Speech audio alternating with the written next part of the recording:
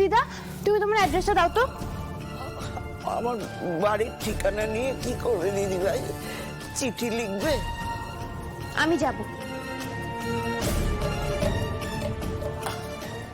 জোর করে ভালোবাসা আদায় করতে যাবি দিদি ভাই? ওইরকম ভালোবাসা পেয়ে আমার কি লাভ বল? ছেলে মাকে ভালোবাসবে না, দিস ইজ ক্রাইম। এক্স্যাক্টলি, ওনাকে তো একটা শাস্তি পেতেই হবে না। তুমি অ্যাড্রেসটা দাও। আচ্ছা সেরকম হলে নয় আমিও যাব তোমাদের সাথে। থাক না দিদি ভাই, আর ওইসবের কোনো দরকার নেই।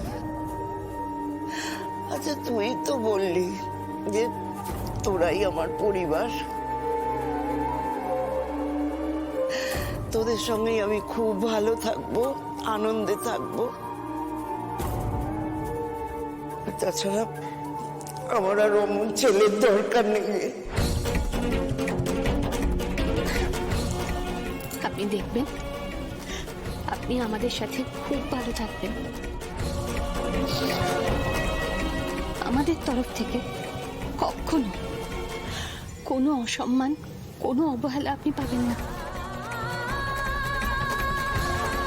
আমি জানি তো রে মা, দেখো না কত ভাগ্য আমার। আমার আমার ছেলেটা এখানে আমাকে ফেলে দিয়ে গেছে ঠিকই, কিন্তু বড় ভালো জায়গায় ফেলেছে গো। আমি সংসারের বাইরে এসেও কত কত আপনজনকে পেয়েছি। বুঝেছি তুমি অ্যাড্রেস দেবে না, তাই তো?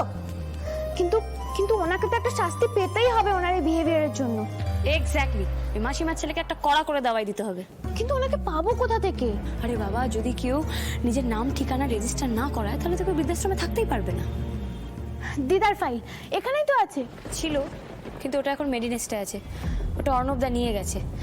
আমরা মেডিনেস্টে মেডিনেস্টে যাব। যাব। হ্যাঁ, আমরা মেডিনেস্টেই যাব।